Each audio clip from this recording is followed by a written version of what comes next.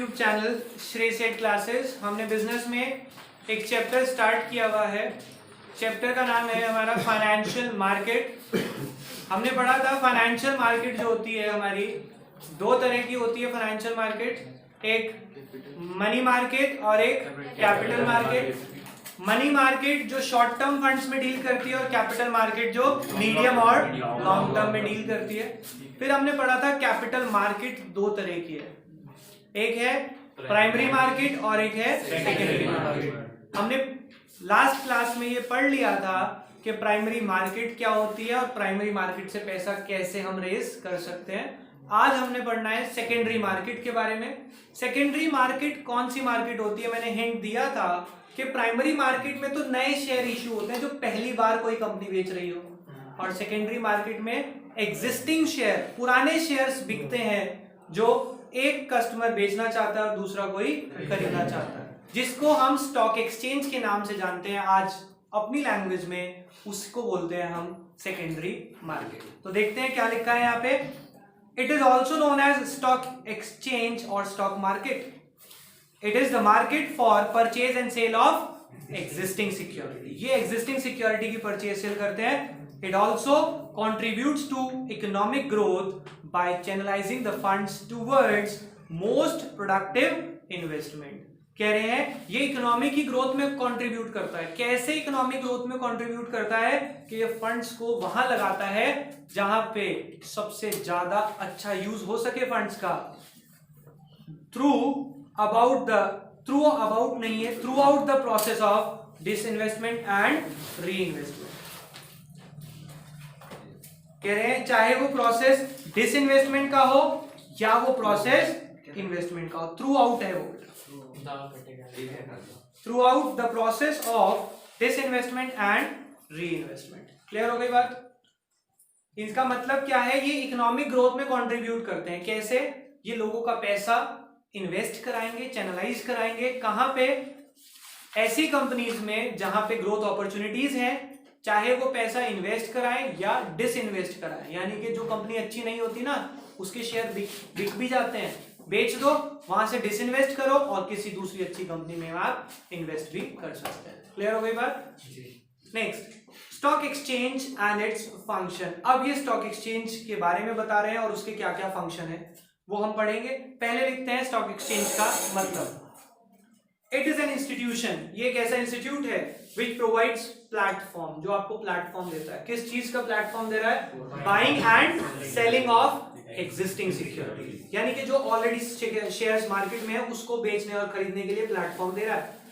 The stock exchange facilitate the exchange of securities in money. ये आपकी security यानी कि शेयर्स को मनी में कन्वर्ट कराता है या फिर मनी को शेयर्स में भी कन्वर्ट कराएगा, एंड वाइस वर्सा लिख दिया ना, दोनों तरह से चलता है। ये शेयर्स खरीदते भी हैं यहाँ पे और शेयर्स बिकते भी हैं। According to the securities contract act.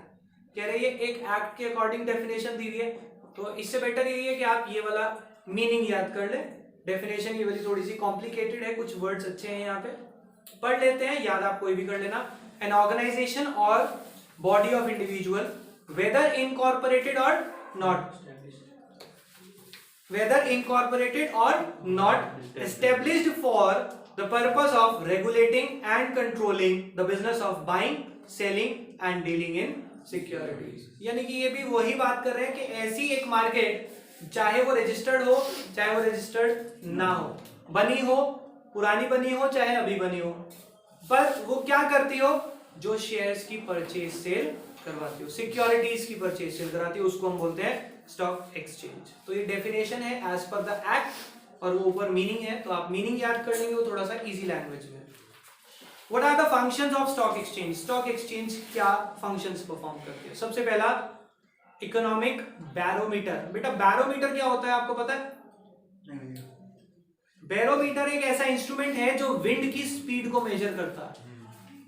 Barometer क्या होता है? एक ऐसा इंस्ट्रूमेंट है जो विंड स्पीड मेजर करता है, लेकिन जो ये हमारा स्टॉक एक्सचेंज है ये विंड स्पीड मेजर नहीं करता, ये इकोनॉमिक कंडीशन को मेजर करता है कि हमारी इकोनॉमी ग्रो कर रही है या डूब रही है। तो इसलिए इसको क्या बोला? सिर्फ बैरोमीटर नहीं है, दिस इज इकोनॉमिक बैरोमीटर। देखो क्या लिखा है, stock exchange is a reliable barometer. कह रही है एक रिलायबल बैरोमीटर है किस चीज का, to measure the economic condition of the country, कि हमारे देश की इकोनॉमिक कंडीशन कैसी है। Every major change in the country and economy is reflected in the price of share. कह रहे जो भी इकोनॉमी में ज्यादा चेंजेस आते हैं वो सीधे सीधे इफेक्ट करते हैं हमारे देश के कंपनी के शेयर्स में। A rise or fall in share price indicates the boom or recession cycle of the economy। कह रहे अगर राइज हो रहा है तो इसका मतलब हमारी इकोनॉमी बूम कर रही है, और अगर प्राइस गिर रहे हैं तो इसका मतलब रिसेशन आ रहा है इकोनॉमी में। तो वो कहां से पता चलता है, हमारे को स्टॉक एक्सचेंज से पता चल जाता है। स्टॉक एक्सचेंज बढ़ रही है यानी कि हमारी इकोनॉमी ग्रो कर रही है, और अगर शेयर प्राइस गिरने शुरू हो जाए, स्टॉक एक्सचेंज के रेट गिरने शुरू हो जाए, इसका मतलब इकोनॉमी डूब रही है। तो it is the economic barometer जो शो करता है कि इकोनॉमी बढ़ रही है या डूब रही है। नेक्स्ट, दूसरा काम क्या होता है स्टॉक एक्सचेंज का, प्राइसिंग ऑफ सिक्योरिटी यानी कि शेयर्स। इनके शेयर्स के प्राइस क्या होंगे ये पता है कौन डिसाइड करता है, ये भी स्टॉक एक्सचेंज डिसाइड करता है, अपनी मर्जी से नहीं, on the basis of demand and supply, कि किस शेयर्स के कितने प्राइस होंगे डिपेंड करेगा कि उस कंपनी के शेयर की मार्केट में डिमांड कितनी है और उस शेयर की सप्लाई कितनी है। सप्लाई कैसे पता लगती है, कितने लोग बेचना चाहते हैं और कितने लोग, क्योंकि बेटा सेकेंडरी मार्केट है, यहाँ पे नए शेयर तो आएंगे नहीं, पुराने शेयर ही खरीदते बेचते रहते हैं लोग। अब बेचने वाले कितने हैं और खरीदने वाले कितने हैं, उससे पता लगता है कि शेयर का प्राइस क्या होगा। क्लियर बेटा, कंपनी का कोई फायदा क्या हो रहा है, कंपनी का फायदा ही हो रहा है कि उसके जो शेयर्स है उसकी वैल्यू बढ़ रही है, और उसके शेयर की वैल्यू बढ़ना मतलब उसके शेयर होल्डर्स का फायदा होना, और शेयर होल्डर कौन होते हैं, तो इनडायरेक्टली तो जैसे सर आप कह रहे हैं कि इसमें शेयर की वैल्यू कम निकलते हैं स्टॉक एक्सचेंज मार्केट। बेटा स्टॉक एक्सचेंज मार्केट अपनी मर्जी से नहीं करती, अगर किसी कंपनी के शेयर बिकने के लिए बहुत सारे आ गए और खरीदार है नहीं तो रेट कम हो जाएगा ना, सप्लाई बढ़ गई डिमांड कम हो गई, तो वो स्टॉक एक्सचेंज अपनी मर्जी से नहीं कर रहा, it depends upon demand and supply. और डिमांड और सप्लाई डिपेंड करती है कि आपकी मार्केट में इमेज कैसी है, कोई अच्छी न्यूज है आपकी कंपनी के बारे में या बुरी न्यूज है। अगर किसी कंपनी के बारे में बेकार न्यूज लग जाती है तो उसके शेयर प्राइस गिरने शुरू हो जाते हैं, क्योंकि बेचने वाले लोग बहुत सारे आ जाते हैं, भाई बेचो कंपनी डूबने वाली है बेचो। आप जब शेयर मार्केट देखेंगे तब आपको ये बातें समझ आएंगी। देखो क्या लिखता है, the stock market helps to value the security on the basis of demand and supply factors। दोनों फैक्टर्स को ध्यान में रखेंगे।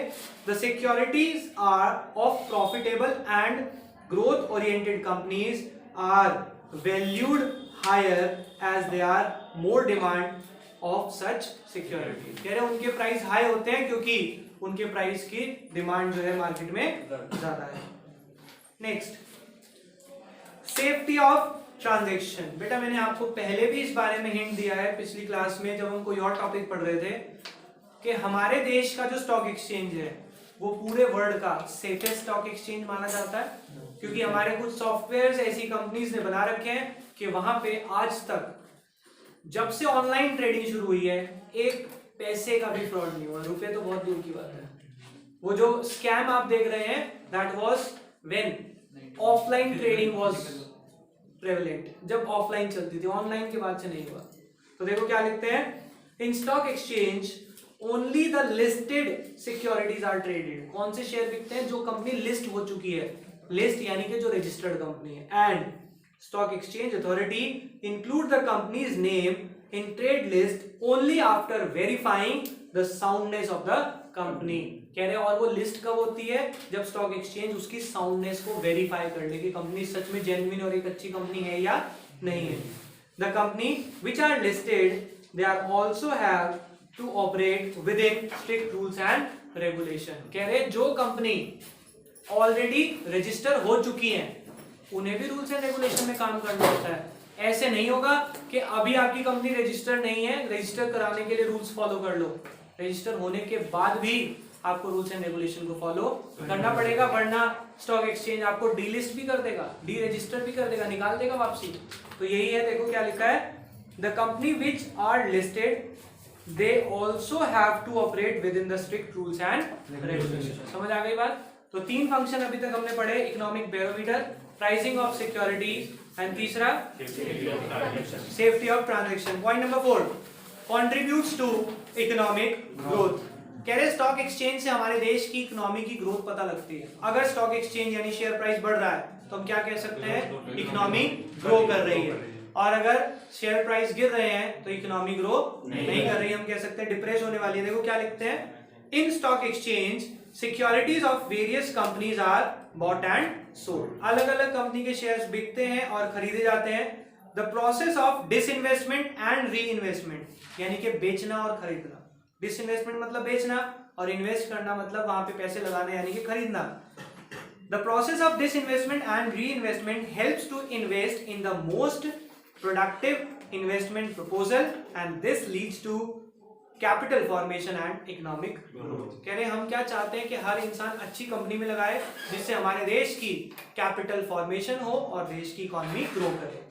Next point number 5, spreading of equity cult. Spreading of equity cult का मतलब क्या है कि हर शेयर होल्डर जो पैसा इन्वेस्ट करना चाहता है उसके साथ कोई भेदभाव ना हो, हर एक को करेक्ट इंफॉर्मेशन मिले, यानी कि स्टॉक एक्सचेंज में कोई भी बात फ्रॉड वाली ना हो। देखो क्या लिखते हैं, stock exchange encourages the people to invest, encourage कर रहा है लोगों को इन्वेस्ट करने के लिए in the ownership securities by regulating new shares, better trading practices by educating the public about investment। उन्हें इन्वेस्टमेंट के बारे में एजुकेट कर रहे हैं कि गलत कंपनी में पैसा ना लगाओ। Point number 6, liquidity. ध्यान से समझना, जो स्टॉक मार्केट है, कैपिटल मार्केट, ये आपके शेयर्स को लिक्विडिटी प्रोवाइड करती है। लिक्विडिटी का मतलब कि आपके शेयर्स को इमीडिएटली आप कैश में कन्वर्ट करा सकते हैं। अगर ये मार्केट ना हो तो शेयर्स को कैश में कन्वर्ट कराना बड़ा मुश्किल हो जाएगा। मेरे पास शेयर्स तो होंगे पर बेचूंगा कहाँ, नेहरू मार्केट में बेचूंगा तो उसके बेचने के लिए मुझे फाइनेंशियल मार्केट चाहिए। यस, तो कैपिटल मार्केट आपके शेयर्स को लिक्विडिटी प्रोवाइड करती है। देखो क्या लिखा है, the main function of stock exchange is to provide ready market for sale and purchase of security, यानी कि शेयर्स को खरीदने बेचने के लिए एक रेडी मार्केट देनी पड़ती है। The presence of stock exchange gives assurance to the investors that their investment can be converted into cash whenever they want। जब चाहें उनके शेयर्स कैश में कन्वर्ट हो सकते हैं, कोई problem? Last point, promotes the habit of saving and investment. कह रहे कैपिटल मार्केट का एक काम होता है कि लोगों को एनकरेज करे कि आप अपना पैसा सेव करें और शेयर मार्केट में लगाएं। आप अनप्रोडक्टिव एसेट में पैसा ना लगाएं, जैसे कि गोल्ड सिल्वर। कुछ लोग क्या कर रहे हैं, गोल्ड खरीद रहे हैं, सिल्वर खरीद रहे हैं, ले लेके रख रहे हैं, वो अनप्रोडक्टिव एसेट है। क्यों? लेके रख लिया, उसके प्राइस जो है बढ़ तो रहे हैं, लोग तो फायदा सोच रहे हैं, बढ़ रहे हैं, चलो फायदा हो रहा है, लेकिन इससे क्या हो रहा है, वो पैसा ब्लॉक हो रहा है। आपके पास तो गोल्ड पड़ा है, मार्केट में तो पैसा नहीं आया। अगर मार्केट में पैसा सर्कुलेशन में नहीं आएगा तो सोचो तो क्या होगा, ब्लैक मनी जनरेट होगा, और ब्लैक मनी जनरेट होने की वजह से महंगाई बढ़ती है, क्योंकि मार्केट में पैसा नहीं होगा तो वो क्या करेंगे, चीजों के रेट बढ़ाएंगे जिससे कि इन्फ्लेशन होगा। तो वो यही चाह रहे हैं, आपके अंदर हैबिट डेवलप कराती है कैपिटल मार्केट, शेयर मार्केट एक हैबिट क्या डेवलप करा रही है कि अनप्रोडक्टिव में पैसा मत लगाओ, पैसा सेव करो और शेयर मार्केट में लगाओ। यहाँ पे देखो ग्रोथ कितनी है, रोज आपके शेयर्स के प्राइसेस बढ़ते और घटते रहते हैं। अब कुछ लोग कहते हैं सर घटते रहते हैं, रिस्क है। बेटा रिस्क तो हर चीज में है, आज की डेट में आप बिजनेस कर रहे हैं उसमें भी रिस्क है, ठीक है, तो रिस्क तो लेना पड़ेगा। जो जितना रिस्क लेगा ऑब्वियसली वो उतना ही कमाता है। तो देखो क्या लिखते हैं, the stock exchange offers attractive opportunities of investment in various security. ये आपको एक अट्रैक्टिव अपॉर्चुनिटी दे रहे हैं कि आप इन्वेस्ट कर सकते हैं वेरियस सिक्योरिटीज में। एंड दीज अट्रैक्टिव अपॉर्चुनिटीज, ये जो अट्रैक्टिव अपॉर्चुनिटी हैं, एनकरेज करती हैं लोगों को to save more and invest in the securities of corporate sector rather than investing in unproductive asset such as gold, silver। वहां मत लगाओ पैसा, शेयर मार्केट में। क्लियर हो गई बात? तो आज हम इस टॉपिक को यहीं तक कवर अप करेंगे, नेक्स्ट टॉपिक हम पढ़ेंगे नेक्स्ट क्लास में। अभी के लिए बाय बाय।